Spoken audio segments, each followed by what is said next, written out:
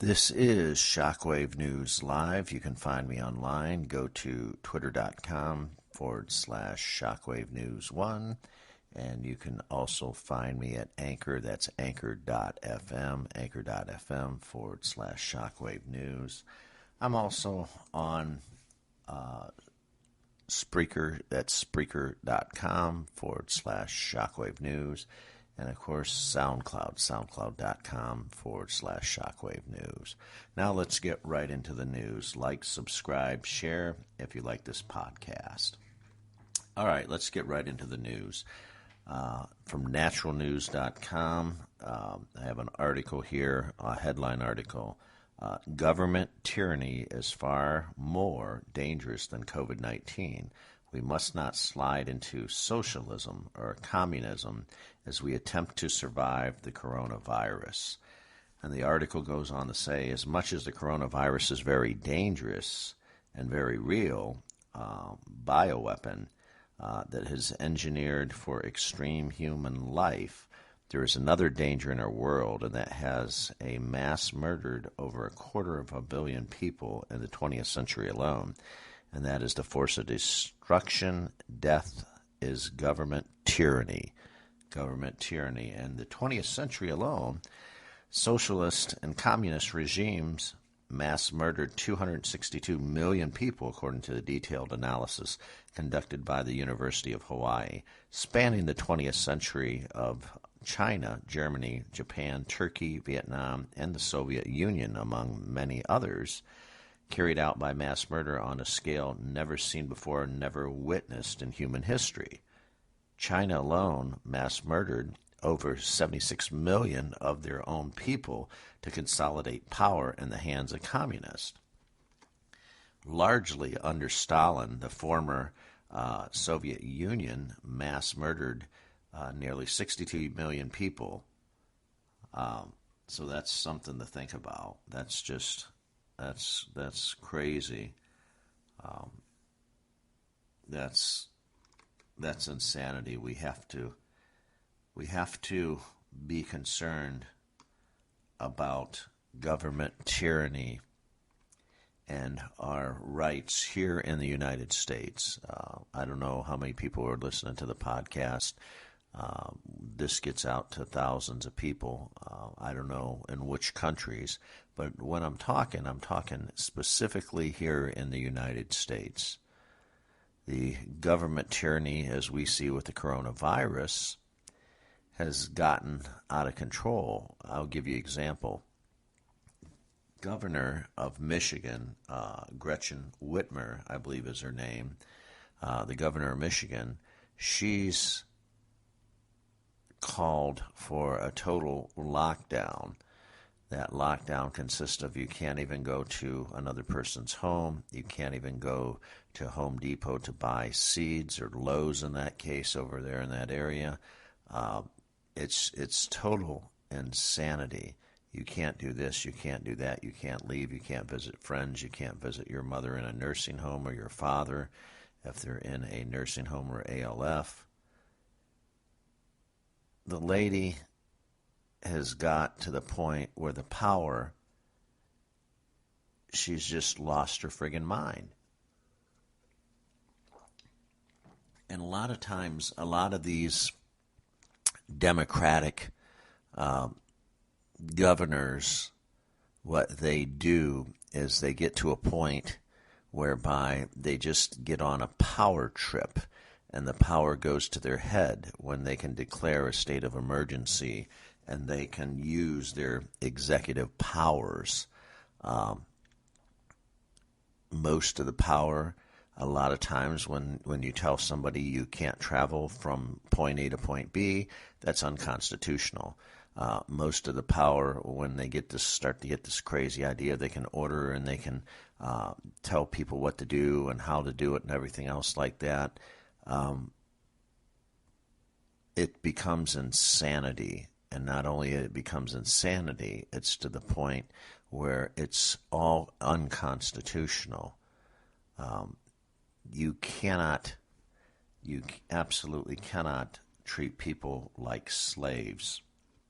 You absolutely cannot treat people and act like that you are the type of person that a person doesn't exist, and you're running that state government, and we're nothing but slaves and peons and everything else. But this is the attitude that most Democratic governors seem to have. I don't know what it is. I don't know if it's just because they're Democratic, if they're Democrats. I don't know. I believe it's a far left agenda. I don't necessarily fall into the line that all Democrats want to take our guns, so I don't go into that conspiracy theory or down that road. But I do think that anytime there is something like a national emergency, and this is unprecedented, where you have just about every state under a state of emergency due to the coronavirus, I don't know what goes through their mind other than a left-wing agenda, other than a power grab, other than just pure insanity sometimes. I don't know. It just bothers me to even think about that. I want to finish the rest of the article here, so I want to get back to the article. I'm skipping around a little bit, but the rest of the article reads, America is rapidly sliding into socialism as tyranny-minded overlords exploit the coronavirus to transform this nation into a quarantine slave camp. If protecting ourselves from millions of the COVID-19 virus, deaths mean unleashing radical left-wing tyranny that ends up killing tens of millions of Americans due to democide. It's hardly a bargain.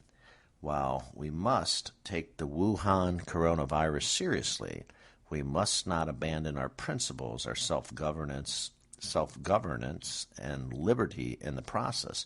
The coronavirus must not be allowed to nullify the Constitution or obliterate our civil liberties.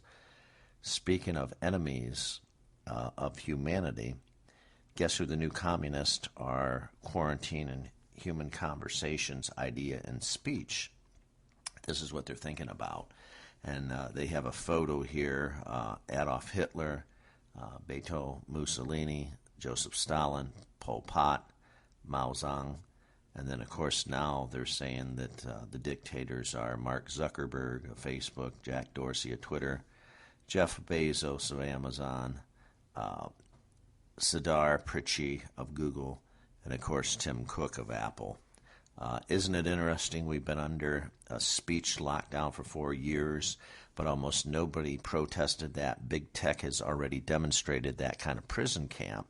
The globalist controllers have in mind for humanity, and that isn't pretty. If you thought the communists slaughtered too many humans in the 20th century, just wait till under Bill Gates teams up with the evil tech tyrants to mass inoculate billions of people with a kill switch depopulation vaccine.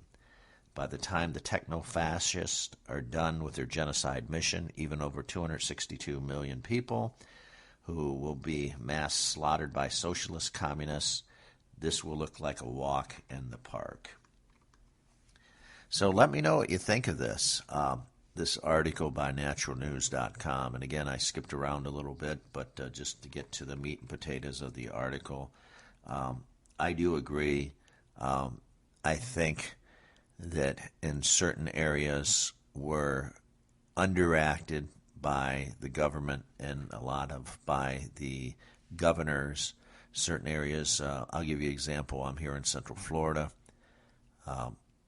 Maybe the governor should have pulled the plug a little bit sooner. He left beaches open here, Governor Ron DeSantis, that I like very well. He left beaches open here.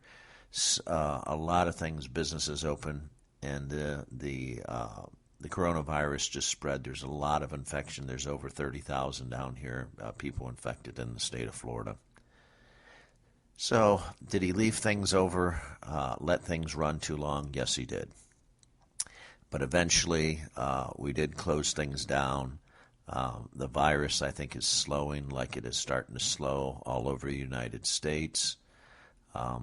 There's a lot of governors, again, that did do a pretty good job. There's a few governors, namely in Michigan. There's a couple of different areas that did not do a good job, that did not know how to handle this, maybe due to lack of experience, lack of training, lack of experience. That's all I got to say. They don't know how to handle a national or a federal emergency such as this. They don't know how to handle a quarantine. There's certain procedures put in place, usually by the state health department, on how to handle things. There's usually a policy written specifically. Okay, this is step 1, step 2, step 3, step 4, step 5, so on and so forth.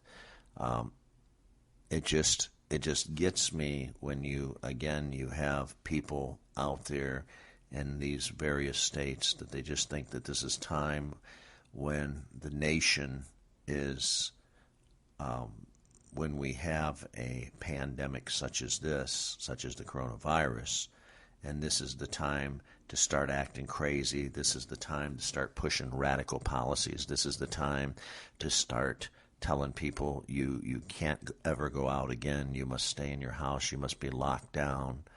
All I can say is that doesn't wash, not in this world, not here in the United States. That will never wash.